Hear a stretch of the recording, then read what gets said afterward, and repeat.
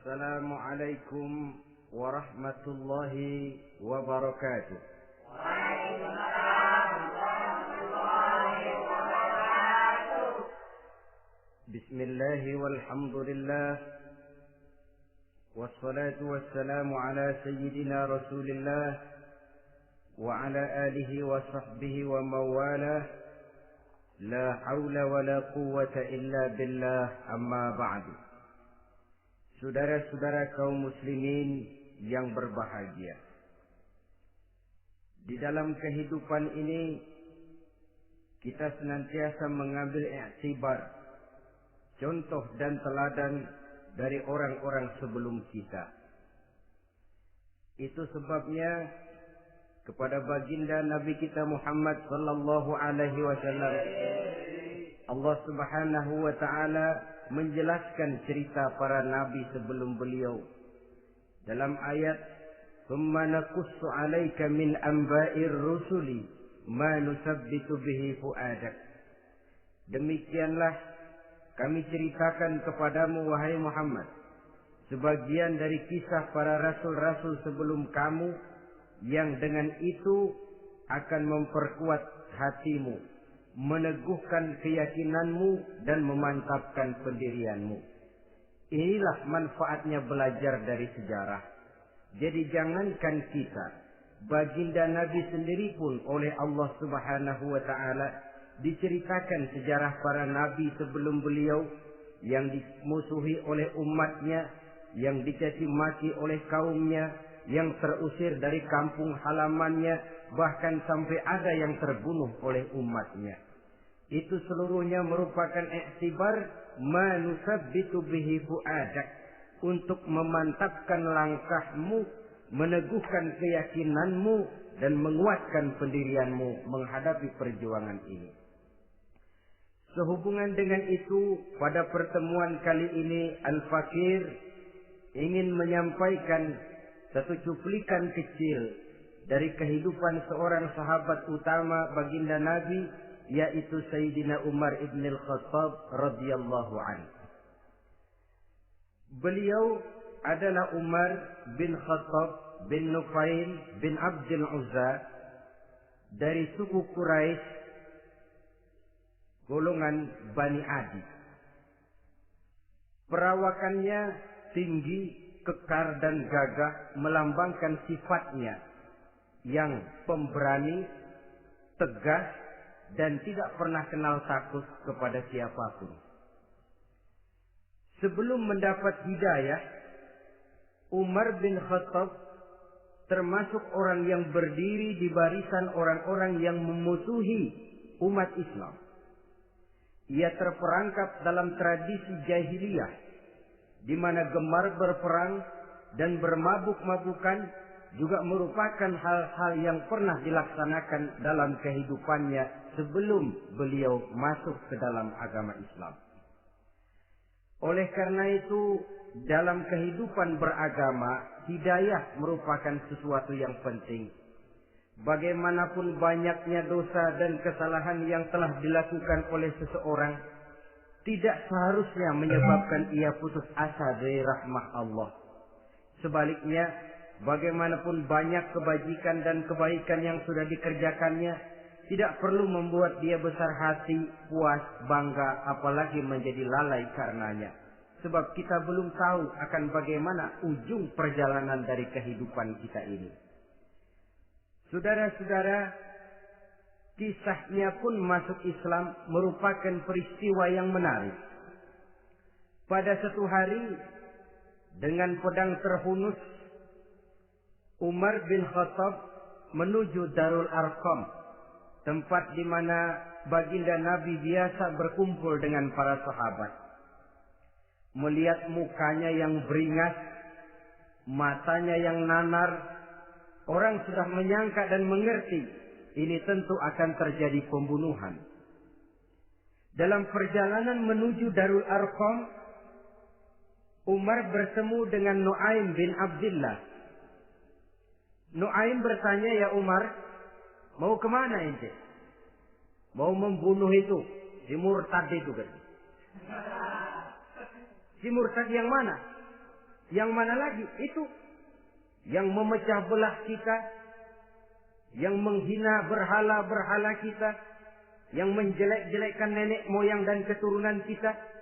Siapa lagi kalau bukan Muhammad? Kata Nuaim Umar, enggak salah.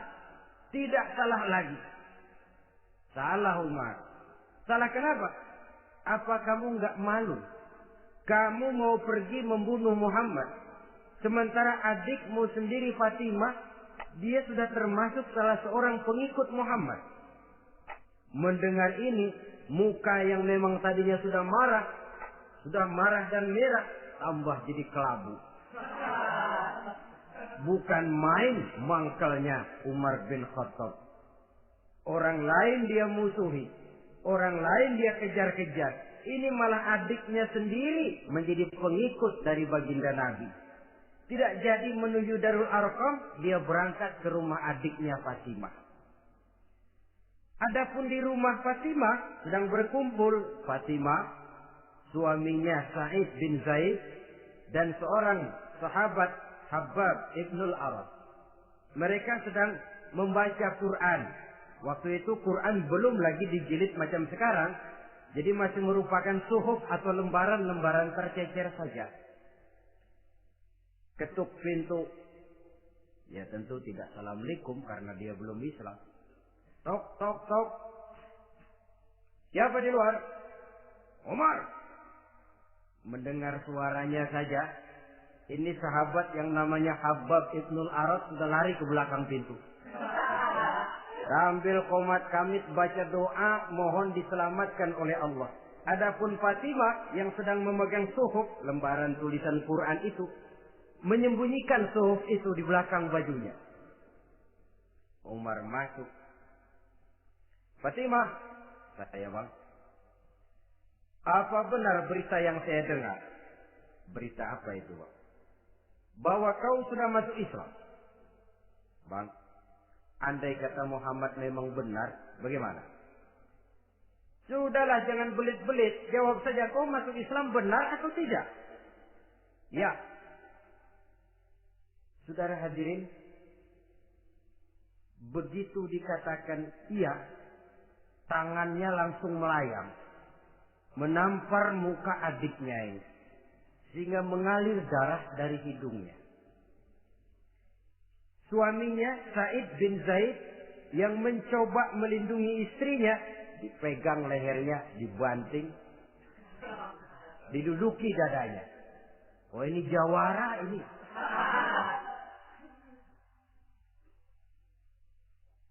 Namun pada saat sedemikian, suara kebenaran terpantul dari mulut Fatimah, adik dari Umar bin Khattab ini. Umar, apakah engkau memukul orang yang bersaksi bahwa tidak ada Tuhan melainkan Allah dan Muhammad Rasulullah? Apakah engkau menganiaya seseorang yang terpanggil untuk mengikuti kebenaran? Manusia macam apa engkau, Umar? Saudara, memang dia orang keras, tapi hatinya mudah menerima kebenaran.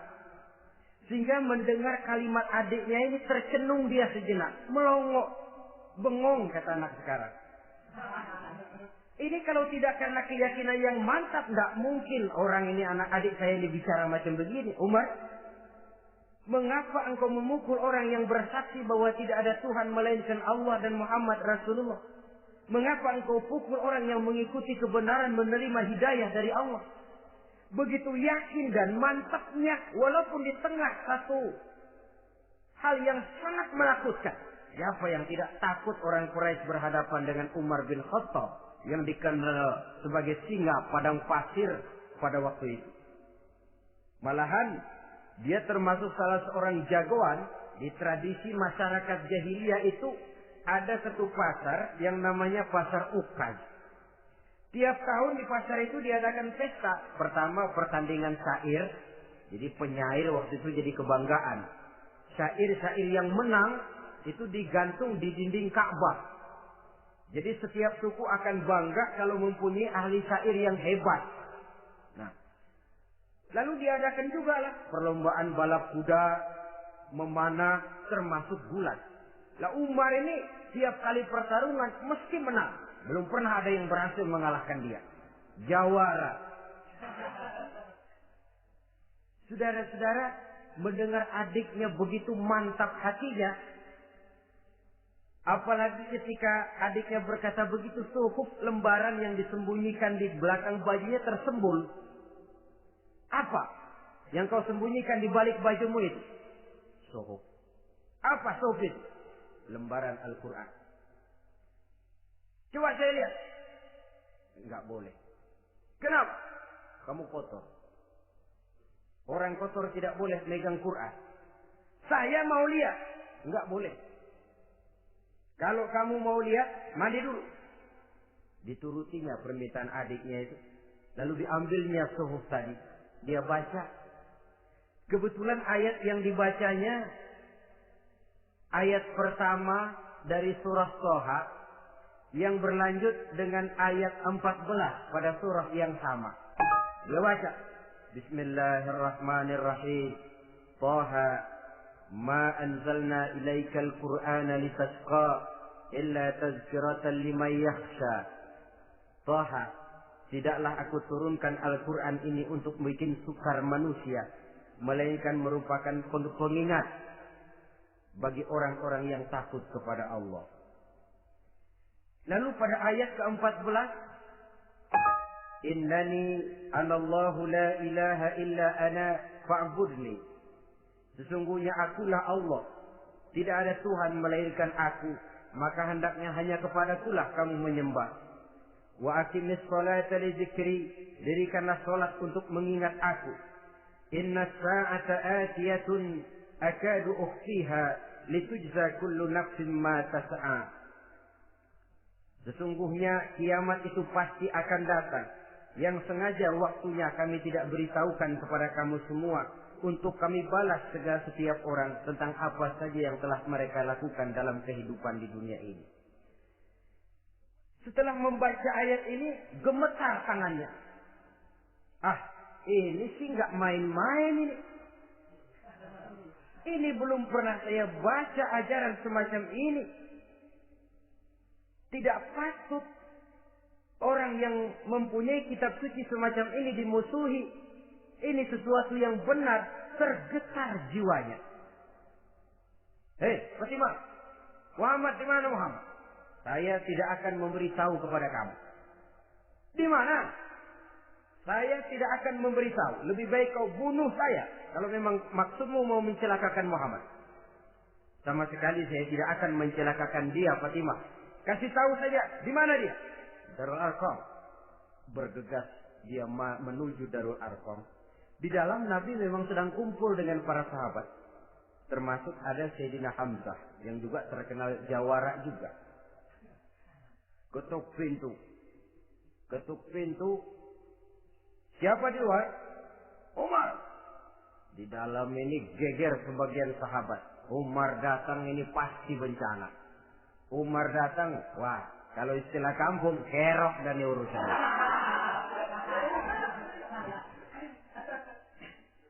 Tapi baginda Nabi menenangkan mereka. Tenang. Mudah-mudahan ada hikmahnya. Sayyidina Hamzah tampil. Bukakan dia pintu. Kalau niatnya baik, kita terima. Kalau niatnya tidak baik, saya paling depan. Dibukakan pintu. Begitu dibukakan pintu, Umar masuk merangkul baginda Nabi. Kemudian dengan tersendat, Ashhadu an la ilaha illallah wa ashhadu annaka ya Muhammad Rasulullah. Saya bersaksi tidak ada Tuhan melainkan Allah, dan saya bersaksi bahwa engkau hai Muhammad adalah utusan Allah. Sahabat takbir semua, Allahu Akbar, Allahu Akbar. Kegembiraan meliputi suasana ketika itu. Kenapa? Karena sebelumnya dikala Umar belum masuk Islam, dia merupakan ganjalan yang paling dikhawatirkan oleh umat Islam. Setelah dia masuk Islam, jelas merupakan satu keuntungan yang sangat besar.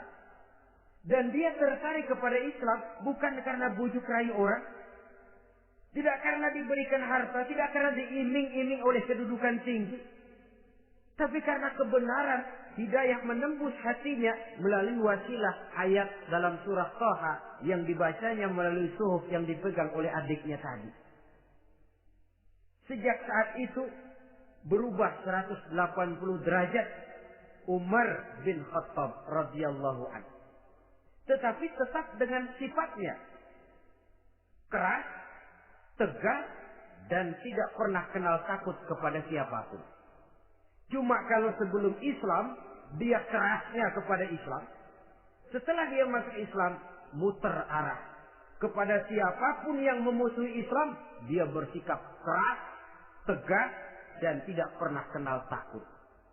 Bahkan setelah beliau masuk Islam, satu hari ketika di Darul Arqam kumpul-kumpul, waktu itu Nabi belum berdakwah secara terbuka karena pengikut masih sedikit. Sayyidina Umar usul, "Ya Rasul, ada apa Umar? Alasna 'alal haqq fi mamatina wa mahyana." Ya Rasul, bukankah kita ini berdiri di atas sesuatu yang benar? Bukankah mati kita, hidup kita untuk melaksanakan sesuatu yang benar? Bala ya Umar, betul Umar. Wallazi nafsi biyadi, innakum la'alal haqq in muttum wa in hayyitum. Demi Allah Umar, kata Nabi, sesungguhnya kamu dan kita semua berdiri di atas kebenaran, hidup ataupun mati. Setelah mendapat jawaban begini, Umar masuk kepada tujuan pembicaraannya. Izan ya Rasul, fasimal ihtifal. Kalau memang begitu ya Rasul, kalau memang kita yakin kita berdiri di atas kebenaran, kita hidup karena kebenaran, kita mati pun memperjuangkan kebenaran, fasimal ihtifal. Kenapa mesti ngumpet-ngumpet? Kenapa harus sembunyi-sembunyi? Wallazi ba'atsaka bil haqq, demi Allah ya Rasul, la takhrujanna wa la nakhrujanna ma'ak. Tuhan harus keluar menyampaikan Islam ini secara terbuka, dan kami akan mendampingi Tuhan dengan segenap jiwa dan raga. Sekali masuk Islam gak tanggung-tanggung. Yang kayak begini ini yang kita perlukan sekarang ini. Begitu masuk Islam gak tanggung seluruhnya, jiwa dan raganya masuk Islam. Beliau yang pertama kali mengajukan ide, kenapa harus dakwah sembunyi ya Rasul? Wong kita berdiri di atas kebenaran, memperjuangkan sesuatu yang hak. Kalau kita mati, kita pun mati membela kebenaran. Kenapa mesti fasimal ikhtifa? Kenapa harus sembunyi-sembunyi? Mulai sekarang, mari keluar ya Rasul. Saya akan dampingi Tuhan, nyawa taruhannya. Saudara hadirin yang saya hormati, selalu dia tempat-tempat yang pernah dia melaksanakan maksiat sebelum dia Islam, selalu dia kunjungi sampai dia berkata, tidak ada tempat yang pernah saya melakukan kesalahan sebelum saya Islam yang harus saya tutupi dengan kebajikan setelah saya Islam sekarang ini. Bahkan ada satu riwayat menjelaskan beliau itu yang tinggi badannya, kekar perawakannya, gemetar orang ngadepin dia. Tapi beliau sendiri sangat mudah gemetar kalau sudah mendengar ayat-ayat Allah. Sehingga ada satu riwayat menjelaskan Sayyidina Umar itu setelah masuk Islam, kalau sholat kadang-kadang bila menoleh ke kanan beliau senyum, bila menoleh ke kiri beliau menangis berurai air mata. Ada orang bertanya, ya Umar, kenapa menengok ke kanan kau senyum, ke kiri kau menangis? Itulah kalau saya ingat jahilnya saya sebelum Islam. Adapun bila saya menoleh ke arah sebelah kanan saya tersenyum, teringat betapa dulu saya membuat berhala dari korma. Saya tumpuk-tumpuk, saya susun begitu.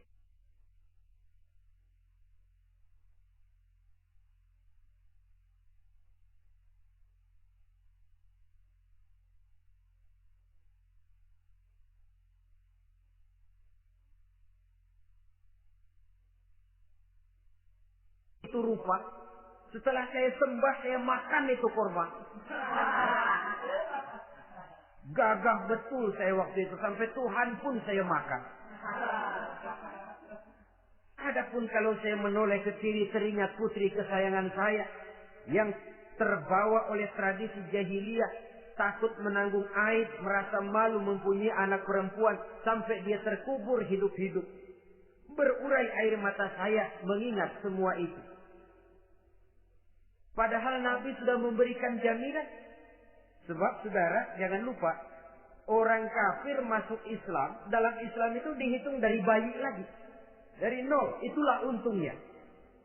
Jadi misalnya sudah 60 tahun, dari kecil sampai 60 tahun kafir. Umur 61 masuk Islam. Nah, sejak umur 61 itulah yang dihisab oleh Allah. 60 tahun ke bawah gratis bersih pemutihan. Istimewa betul. Tapi jangan lalu diniatin, gua kafir aja. Nanti sudah tua-tua mau giliran mati baru Islam. Nah, itu diniatin lain. Ini yang karena faktor hidayah, saudara-saudara. Nah, cintanya kepada baginda Nabi luar biasa. Dalam setiap pertempuran beliau selalu di front terdepan. Bahkan demikian cintanya sampai ketika hari di mana baginda Nabi wafat, saudara-saudara. Disampaikan berita wafat Nabi kepada Umar. Ya Umar, baginda Nabi sudah wafat. Kamu ngomong apa? Baginda Nabi sudah wafat. Bukan sedih, nyabut pedang, keluar matanya melotot. Siapa yang bilang Muhammad mati, saya sabut batang lehernya. Begitu cintanya beliau kepada baginda Nabi, sampai-sampai nggak menerima kalau Nabi wafat. Taruhlah nggak bisa mati bersamaan, bolehlah mati beriring-iring saja barangkali maksudnya. Saudara-saudara, cabut pedang, sayaban kemana? Ayo, siapa ngomong Muhammad mati, saya tebas batang lehernya. Sampai bertemu dengan Sayyidina Umar, Sayyidina Abu Bakar. Di tempat orang banyak, Sayyidina Abu Bakar yang bijaksana ini pidato. Ayuhan nas, man kana ya'budu Muhammadan, fa inna Muhammadan qad mata. Wa man kana ya'budu Allah, fa inna Allah hayyun la yamut. Wahai manusia, barang siapa yang menyembah Muhammad, maka Muhammad sudah mati. Tetapi barang siapa yang menyembah Allah, Allah akan hidup selamanya dan tidak akan pernah mati. Mendengar pidato ini, Sayyidina Umar sadar bahwa sebenarnya yang tidak bisa mati itu cuma Allah. Bagaimanapun agungnya baginda Nabi, besarnya baginda Nabi, tinggi akhlak budi pekertinya Nabi, cintanya beliau kepada Nabi, kan Nabi manusia. Dan manusia harus mati. Kemudian dibacakan surah Ali Imran ayat 144. Wa ma Muhammadun illa rasul qad khalat min qablihi rusul afa in mata aw qutilan qalabtum ala aqabikum. Muhammad tidak lain daripada manusia, telah datang kepadanya rasul. Apakah jika ia mati engkau kembali menjadi murtad atau mundur ke belakang? Mendengar ayat ini dibacakan, Sayyidina Umar sadar, berurai air matanya, menangis dalam kesedihannya. Ini cintanya yang demikian tinggi kepada baginda Rasulullah sallallahu alaihi wasallam. Begitulah seluruh kesalahan yang dia lakukan pada saat sebelum dia masuk Islam, berusaha dia tutupi dan dia tebus dengan segala kebaikan, pengabdian, perbuatan soleh setelah dia masuk Islam. Sehingga diajarkan oleh baginda Nabi, ittaqillaha haitsu ma kunta wa atbi'i sayyi'atal hasanata tamhuha wa khaliqin nasa bi khuluqin hasanin. Bertakwalah kamu kepada Allah, kata Nabi, dimanapun saja kamu berada. Jadi takwa tidak kenal tempat. Dimanapun saja kamu berada, bertakwalah kepada Allah. Di rumah takwa, di pasar takwa, di kantor takwa, di tengah orang banyak takwa, pada waktu sendirian takwa. Ittaqillaha haitsu ma kunta. Bertakwalah kau kepada Allah dimanapun saja kamu berada. Jangan takwa pakai tempat. Di masjid takwa, di kantor nyolong. Itu tidak haitsuma kunta yang diajarkan oleh Nabi. Dimanapun kamu berada, bertakwalah kepada Allah. Wa atbi'i sayyi'atal hasanah tamhuh, dan iringi perbuatanmu yang salah dengan kebaikan. Jadi kalau satu saat terselip kita berbuat salah, cepat iringi dengan kebaikan. Tamhuha, dengan harapan kebaikan yang kita kerjakan akan menutupi dosa yang terselip kita lakukan. Ngomongin orang, astagfirullahaladzim, banyak istighfar. Istighfarnya mudah-mudahan bisa nutupin dosa karena ngomongin orang. Tapi jangan lalu tambah sulam. Ngomongin orang istighfar, terus ngomongin lagi istighfar lagi. Itu tentu tidak bisa dengan cara begitu. Barangkali terselip pernah mengambil harta orang tanpa alasan yang hak, imbangi dengan rajin sedekah misalnya. Barangkali pernah menyakiti hati orang, imbangi dengan perbuatan yang bisa menyenangkan hati orang lain. Itu namanya mengiringi perbuatan yang bersifat salah dengan kebajikan. Ini yang dilakukan oleh Sayyidina Umar. Setiap pelosok hampir dia datangi. Tempat-tempat di mana dia pernah melakukan kesalahan sebelum Islam, di sana dia tegakkan kebajikan dan kebaikan.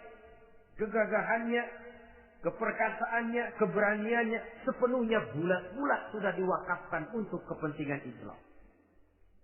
Saudara hadirin yang saya hormati, diperlukan orang-orang yang punya keberanian macam Sayyidina Umar. Berani karena panggilan hidayah, bukan berani babi. Babi berani juga babi, cuman nyeruduk. Artinya berani yang tanpa pertimbangan. Berani yang tanpa pertimbangan pada akhirnya akan menyulitkan kita sendiri. Beliau gagah, beliau berani, beliau punya kekuatan, beliau punya wewenang, dan itu dimanfaatkannya untuk menjadi backing baginda Nabi kita Muhammad sallallahu alaihi wasallam. La takhrujanna wa la nakhrujanna ma'ak ya Rasul. Ya Rasul, keluar, sampaikan dakwah secara terbuka. Saya akan mendampingi Tuhan. Jika ada yang ganggu Tuhan, saya paling depan. Backing yang mendampingi Rasul untuk menyampaikan risalah Islamiyah ini. Saudara hadirin yang saya hormati, wa khaliqin nasa bi khuluqin hasanin, kata Nabi. Dan pergaulilah manusia dengan akhlak yang baik, karena dengan ini kau bisa mengambil hati orang. Dalam hadis lain katakan, innakum la tas'una an-nasa bi amwalikum walakin yas'uhum minkum bastul wajhi wa husnul khuluq. Kamu tidak akan bisa menyenangkan orang banyak dengan hartamu, tapi kamu bisa ambil hati mereka dengan budi pekerti yang luhur dan muka yang manis. Dengan harta belum tentu kita bisa menyenangkan semua orang. Tapi budi pekerti yang luhur, muka yang manis, itu yang akan bisa membuat kau menyenangkan orang banyak.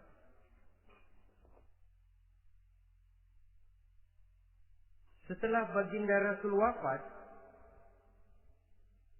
pernah ketika berkumpul, Sayyidina Abu Bakar berkata kepada Sayyidina Umar, "Ya Umar, saya baiat kamu untuk menjadi khalifah." Jawab beliau, "Sayalah yang akan membaiat Tuan. Tapi Anda lebih utama dari saya, Umar. Keutamaan saya akan saya berikan kepada Tuan untuk mendukung kekhalifahan Tuan." Di sini kelihatan wataknya yang tidak ambisius. Gagah, berani, perkasa, tapi tahu diri. Enggak nyelonong. Tidak menggunakan kekuasaannya, kegagahannya untuk maksud yang sewenang-wenang. Oleh karena itu setelah Sayyidina Abu Bakar wafat, beliau dilantik menjadi khalifah, keluarlah pidatonya yang terkenal. Ayuhan nas, inni qad wullitu alaikum wa lastu bi khairikum. Hai manusia, aku telah dipilih menjadi pemimpin kamu. Padahal aku bukanlah orang yang terbaik di antara kamu. Kalau tidaklah karena aku melihat keutamaan, keteguhan yang dapat melindungi kalian, berat rasanya aku memikul amanah ini. Sebab apa? Alangkah beratnya menunggu datangnya perhitungan di akhirat nanti terhadap Umar. Ini yang jadi motifnya memegang jabatan khalifah. Sungguh berat bagi Umar menunggu datangnya saat perhitungan. Sehingga seolah-olah kalau bisa lah jadi Umar bin Khattab saja, jangan jadi khalifah kalau bisa. Tapi moya umat sudah kadang memilih. Sehingga benar kalau dalam satu hadis Nabi pernah mengajarkan jangan memberikan satu jabatan kepada orang yang memintanya. Sebab orang kalau sudah minta jabatan, apalagi pakai jilat-jilat, pakai upeti-upeti, tentu ada tendensinya. Ada batu di balik udang. Kalau udang di balik batu kan mungkin nggak kelihatan, tapi kalau batu di balik udang kelihatan betul itu. Ada maunya, ambisinya. Jangan memberikan satu jabatan kepada orang yang memintanya. Seakan dibatinnya Sayyidina Umar menyesali. Kenapa Umar nggak jadi Umar saja, kok mau jadi khalifah gitu. Alangkah berat perhitungan buat saya di akhirat nanti. Nah, setelah jadi khalifah, sebagai satu i'tibar, saya akan mencoba mengemukakan beberapa sifatnya yang menonjol untuk pelajaran buat kita semua. Pertama, sikapnya terhadap keluarganya setelah beliau menjadi khalifah. Kedudukan sebagai keluarga Umar bin Khattab bukan merupakan kedudukan istimewa. Itu ditanamkan betul kepada keluarganya. Jangan karena bapakmu khalifah, lalu mentang-mentang anak khalifah kau merasa dapat fasilitas, merasa bisa berbuat semau-maumu, kau harus punya tanggung jawab dan beban moral, memberikan contoh yang lebih baik kepada rakyat. Ini yang ditekankan kepada keluarganya. Kalau beliau mau mengeluarkan undang-undang, undang-undang itu lebih dahulu dibicarakan di tengah keluarganya, kumpul anak-anaknya, ini akan ada undang-undang begini. Siapa di antara kalian mau mentaati, persilakan, yang tidak pun persilakan. Tapi saya ingatkan, kalau ada dari keluarga Umar yang melanggar peraturan yang saya keluarkan ini, saya akan menghukumnya 2 kali lipat karena dia keluarga saya. Menghukumnya 2 kali lipat karena dia keluarga saya. Jadi bukan mentang-mentang anak babe, lalu kebal hukum. Tidak. Siapa yang di antara kalian melanggar peraturan ini, akan aku kenakan hukuman 2 kali lipat karena dia keluargaku. Nah, saudara hadirin yang saya hormati, lalu berwibawa, dijaga betul keluarganya. Satu hari beliau datang ke rumah putranya Abdullah bin Umar. Ketika masuk dilihatnya Abdullah bin Umar sedang makan daging. Makan daging. Merah muka Umar. Mentang-mentang anak khalifah ya. Mentang-mentang anak Amirul Mukminin ya, kamu makan daging. Lihat tuh rakyat kita masih banyak yang kelaparan, makan daging, makan roti keras. Padahal itu halal. Sesuatu yang diperoleh dengan usahanya sendiri. Tetapi begitu hati-hatinya Umar untuk menjaga pandangan orang. Keluarga khalifah merupakan beban moral sebab akan dijadikan contoh oleh rakyatnya. Mentang-mentang anak khalifah ya, makan daging. Lihat tuh rakyat, roti keras digarotin. Lain saat beliau pergi ke satu pasar. Di situ dilihat ada sapi gemuk-gemuk. Tempat lain sapinya kurus-kurus. Tanya, ini yang gemuk-gemuk sapi siapa? Sapi Abdullah bin Umar. Sapi anaknya. Panggil Abdullah bin Umar, suruh sini. Datang anaknya. Abdullah bin Umar, bagaimana ceritanya sampai ini? Begini Bapak. Dahulu itu dengan uang saya beli sapi kurus-kurus. Lalu saya rawat Saya berikan upah orang untuk merawat sapi-sapi itu. Sampai sekarang dia menjadi gemuk. Akan saya jual dan keuntungannya tentu sesuatu yang halal. Subhanallah, kata Umar. Kau ini anak Amirul Mukminin. Jual sapimu. Ambil modalnya, untungnya, masukkan Baitul Mal untuk urus kepentingan orang Islam. Dia nggak mau anaknya terlibat bisnis, dompleng kekuasaan ayahnya. Karena mentang-mentang anak khalifah lalu segala macam bisnis lancar. Orang takut karena apa? Anak babe. Ada lagi. Pada waktu pembagian harta ghanimah, putri beliau yang namanya Hafsah, ini adalah istri baginda Nabi, meminta bagian. Kaum kerabat ayah, ini kerabat khalifah, kitalah dulu kerabat. Kalau kau kerabatku, maka jatahmu nanti dari ayahmu. Harta ini masih lebih banyak dibutuhkan oleh orang-orang Islam. Nanti belakangan, kalau ada sisanya.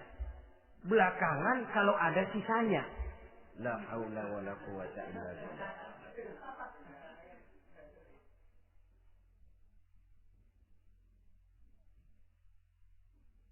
Saudara hadirin, itu terhadap keluarganya. Kemudian apa sifat-sifat yang menonjol dari kepemimpinannya? Pertama, kesederhanaannya.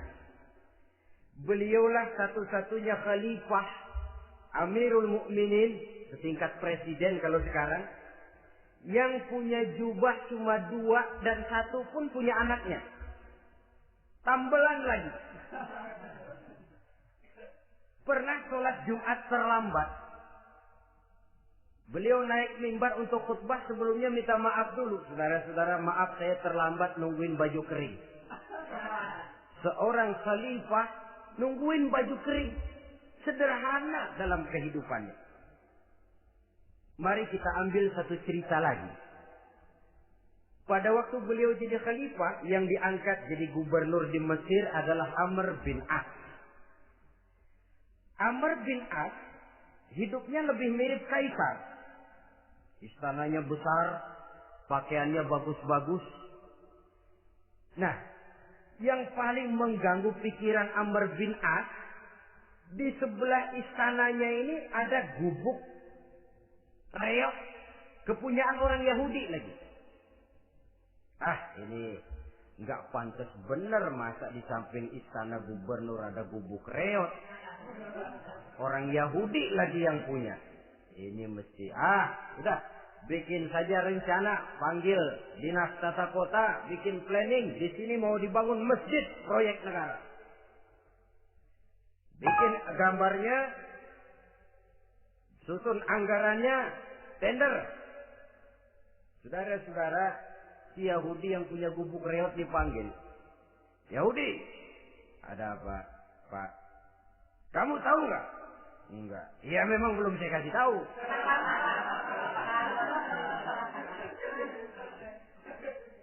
Ada apa, Pak? Itu kamu punya gubuk. Tahu? Kena proyek. Proyek apa, Pak? Kami mau bangun masjid besar di sini. Dan tidak sesuai ada gubuk reok di samping tempat gubernur. Jadi maksud Bapak, gubukmu, tanah-tanahnya mau saya bebaskan. Saya beli. Enggak mau, Pak. Saya enggak mau jual. Saya bayar 2 kali lipat. Enggak mau. 3 kali lipat. 6 kali lipat juga enggak mau, Pak. Saya dari muda peres keringat banting tulang cuma segitu-gitunya, Pak, tempat saya tinggal. Gubuk reot sama tanahnya sedikit. Makmur saya, Pak, cuma rumah sama sumur.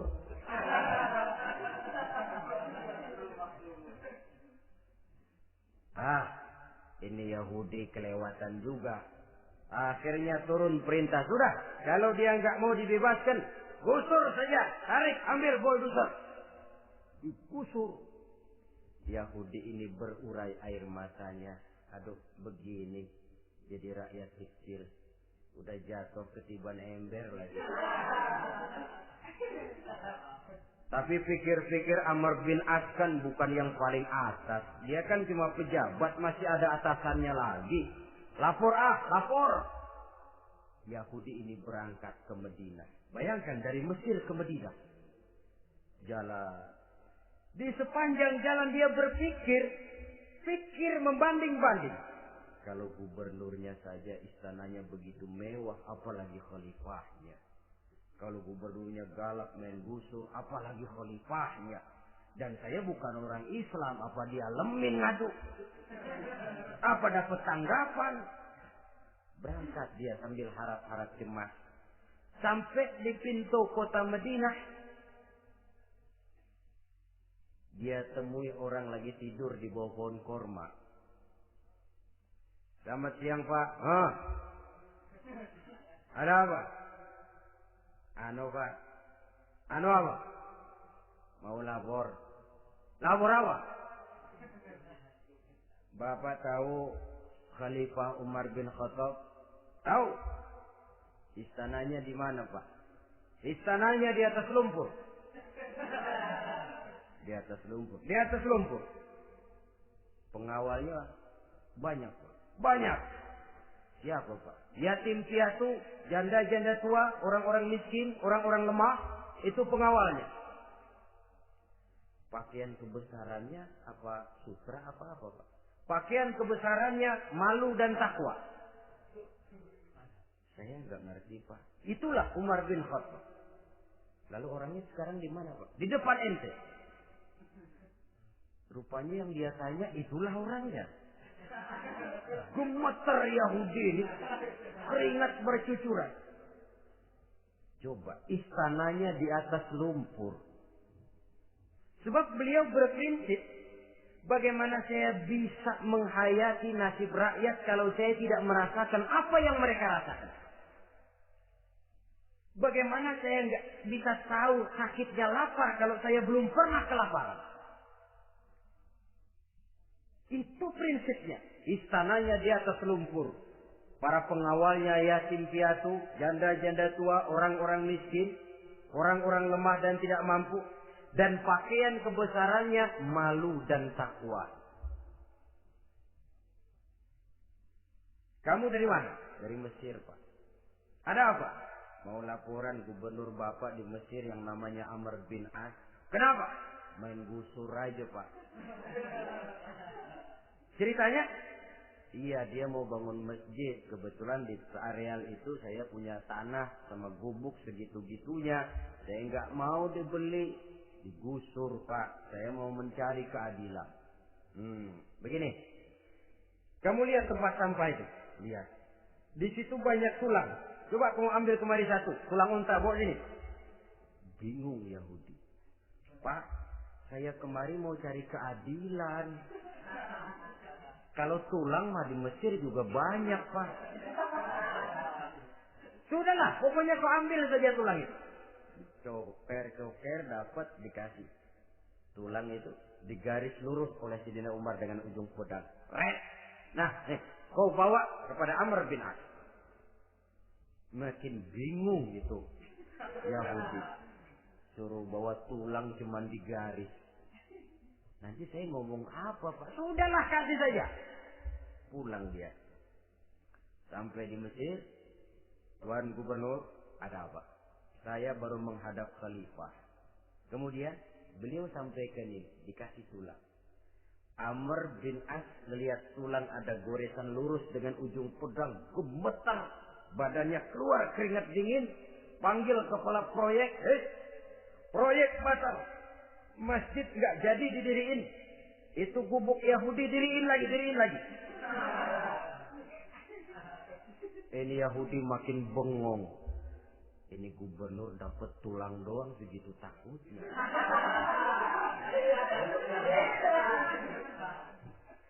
Ada apa sebenarnya Tuan Gubernur? Kamu tahu? Ini nasihat pahit buat saya dari Amirul Mukminin Umar bin Khattab. Seolah-olah beliau bilang, "Hai Amr bin As, jangan mentang-mentang sedang berkuasa ya. Pada suatu saat kau akan jadi tulang-tulang kayak begini. Maka mumpung kamu masih hidup, dan berkuasa, berlaku lurus dan adillah kamu seperti lurusnya garis di atas tulang ini. Keren. Lurus, adil, jangan bengkok. Sebab kalau kamu bengkok, nanti aku yang luruskan pakai pedangku. Siapa yang enggak ngeper begitu? Sampai akhirnya apa? Kata si Yahudi, Pak, kalau begitu Islam adil. Adil. Kalau gitu biarin dah, Pak. Tanah saya. Mau kamu jual? Bukan saya jual, Pak. Saya kasih aja dah. Campur gubuk-gubuknya. Ambil aja dah.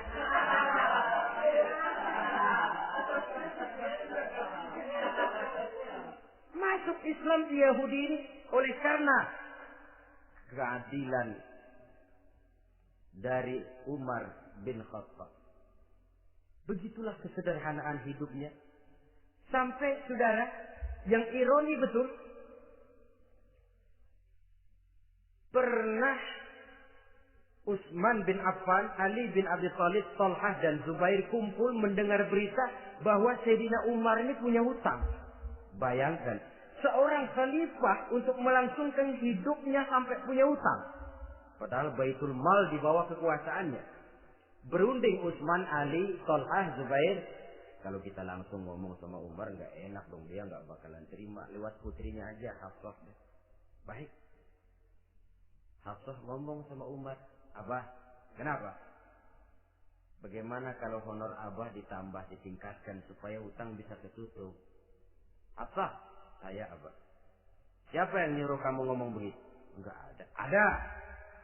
Saya tahu ada ini. Kalau nggak ada, kamu nggak mungkin ngomong begitu. Tapi orangnya kalau saya tuntut, mereka mungkin nggak mau. Sekarang saya mau tanya Hafsah, kau kan istri Rasul, betul? Nah, saya mau tanya, suamimu makanannya apa? Daging? Bukan. Roti.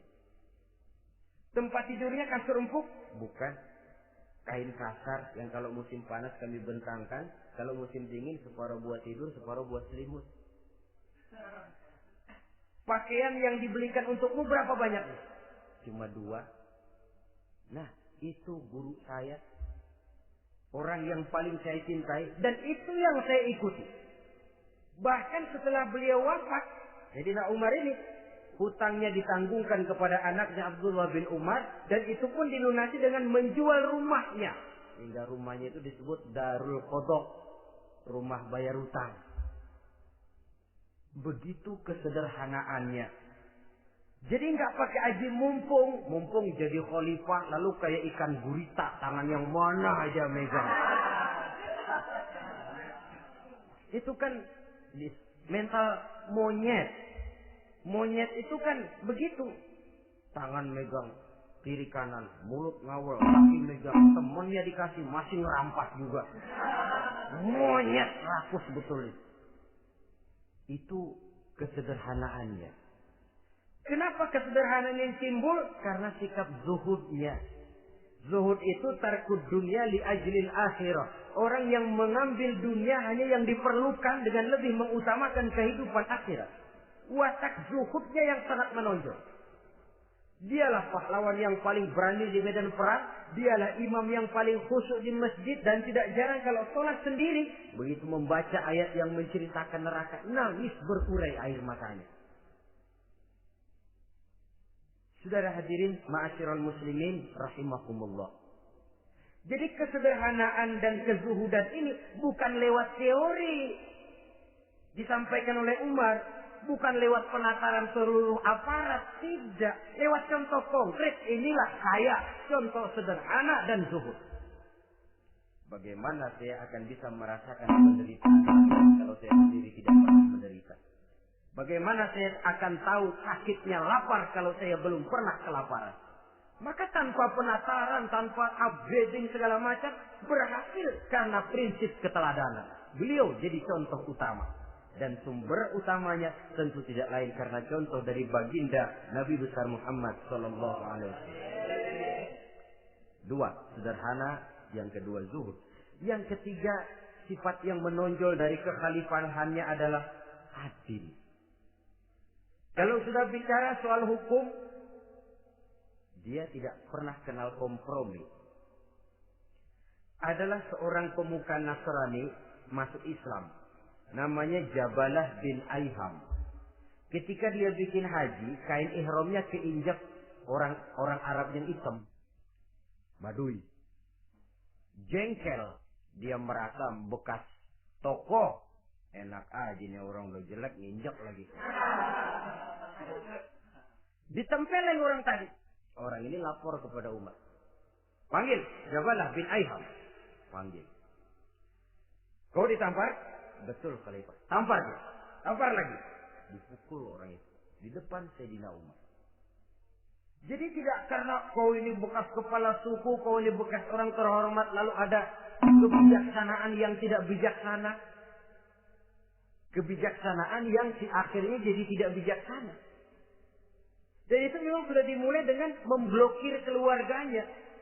Tidak satu keluarganya pun yang boleh mempunyai perasaan bahwa menjadi keluarga khalifah merupakan fasilitas dan keuntungan. Kau jangan makan di atas punggungku. Kau jangan menikmati fasilitas di atas keringatku. Dan tidak ada keinginan mewariskan jabatan khalifah kepada anak-anaknya. Pernah beliau musyawarah. Saya bingung. Kenapa khalifah? Gubernur Kufah ini sulit nyari orang. Diangkat yang lemah, rakyat ngeluh. Diangkat yang keras, rakyat juga ngeluh. Ada calon khalifah. Kalau ini mah nggak salah lagi nih buat gubernur Kufah. Siapa? Abdullah bin Umar. Anak beliau sendiri. Melotot matanya. Jangan macam-macam kau. Cukup satu orang Umar memegang jabatan ini. Kalau berhasil, kami keluarga Umar sudah merasakannya. Kalau gagal, cukup kegagalan seorang Umar. Tidak berusaha mengorbitkan anaknya. Anak babe diangkat jadi jadi ano. Tidak, malah diblokir. Cari yang lain. Tapi Abdullah bin Umar cukup syarat ya khalifah. Dia orang bertakwa dan soleh. Yang takwa dan soleh bukan cuma anak Umar. Anak orang lain juga banyak yang takwa dan soleh. Itu prinsipnya. Sehingga ketegasan ini membuat orang jadi sungkan. Dan tidak seorang pun berani kirim-kirim upeti hadiah. Oh, pernah itu ada pejabat dari Azerbaijan kirim makanan. Kue. Mending apa? Kue. Gitu dicicipi enak. Enak juga ya kue ini. Enak khalifah. Ini di sana apa makan rakyat biasa? Bukan. Ini makanan orang-orang fit. Nah. Dibungkus lagi itu kue. Dibungkus. Ontamu mana? Di luar. Ambil. Bawa pulang. Serahkan lagi kepada gubernur di sana. Kasih tahu salam dari Umar bin Khattab. Kenyangkan dulu rakyat. Dengan makanan seperti ini. Kita belakangan. Jadi kalau rakyat lapar, saya orang pertama yang akan merasakan kelaparan. Tapi kalau rakyat makmur, biarlah saya menjadi orang terakhir yang kenyang. Kan bagus prinsip itu. Jadi kalau rakyat kelaparan, saya akan jadi orang pertama yang merasakan lapar. Tapi kalau rakyat makmur, biar saya jadi orang terakhir yang kenyang. Jangan dibalik. Pada saat rakyat kelaparan, dia kekenyangan. Dan selanjutnya, sikap keadilannya ini, saudara-saudara, menyebabkan hukum lalu jadi berwibawa. Pernah beliau jalan-jalan di lorong kota Madinah. Di tempat yang namanya Harah bersama Aslam. Ada ibu-ibu, anaknya nangis. Lapar mah. Sabar, dikit lagi matang gitu. Emang tuh ibu lagi ngerebus. Bunyi, air ngegulak. Lubuk. Umar liati dari jauh. Belum juga matang. Ini anak dari nangis, lapar, sampai capek nangis, sampai tidur. Anak tidur, Umar samperin. Bu, emang masak apa sih kok nggak bisa matang? Saya nggak masak apa-apa tuan. Itu pating kerupuk apa? Ketika dibuka ya cuma air saja. Subhanallah, ibu sudah ngebohongi anak ibu sendiri. Habis harus bagaimana tuan? Saya sudah nggak punya makanan untuk dimasak. Sementara perut nggak kenal kompromi. Jalan satu-satunya, ya terpaksa anak saya bohongi. Saya bilang sebentar lagi matang sampai dia tidur sekarang ini. Memangnya Khalifah Umar gimana sih ngurusi rakyat? Subhanallah, dia orang zalim. Dia yang memegang urusan kami, tapi dia tidak tahu nasib saya. Anak kelaparan, keluarga terlantar. Oh, begitu. Iya. Zalim betul Umar bin Khattab itu. Kalau begitu, Ibu tunggu sebentar. Dia pulang bersama Aslam menuju Baitul Mal. Dia ambil tepung 1 karung, dipikul sendiri. Dipikul sendiri, kata Aslam, ya Khalifah, biar saya yang bawa. Jangan. Kenapa Khalifah? Apa kau kira kau sanggup mikul dosa saya di akhirat nanti? Biar saya yang mikul sendiri. Dia bawa ke tempat ibu-ibu. Dia masakin sendiri. Nah, Bu, sudah matang, persilahkan masak. Makan. Alhamdulillah Tuhan. Mudah-mudahan Allah memberkahi Tuhan. Tuhan lebih baik dari Umar bin Khattab yang zalim itu. Memang sebenarnya Tuhan siapa, kata si ibu? Saya. Iya. Saya ya Umar bin Khattab yang ibu bilang zalim itu. Gemetar si ibu. Gemetar si ibu. Tapi memang peka dan menghargai kritik orang. Tidak membungkam setiap orang yang nadanya sumbang atau berbeda. Kadang beliau berkata, saya khawatir karena orang terlalu segan dengan saya, lalu gak ada yang berani negur kalau saya salah. Kan begitu biasanya. Karena sudah terlalu segan, lalu semuanya orang mau diaminin saja. Asal dibilang gak benar, marah, jengkel. Lalu disingkirin, maunya diiyain, inggih, kula nuwun. Oke bos. Beliau bilang, saya khawatir kalau tidak ada orang yang mau menegur kesalahan saya jika saya terlanjur nanti. Itu muncul orang. Demi Allah, saya akan menegur Tuhan dengan pedang saya ini. Cerah mukanya, senyum bibirnya. Alhamdulillah, anak muda, saya memerlukan orang macam kau. Yang berani berkata ya terhadap yang benar dan tidak terhadap yang tidak benar, apa dan bagaimanapun resikonya. Di sini kelihatan sikap beliau menghadapi orang yang berbeda pendapat.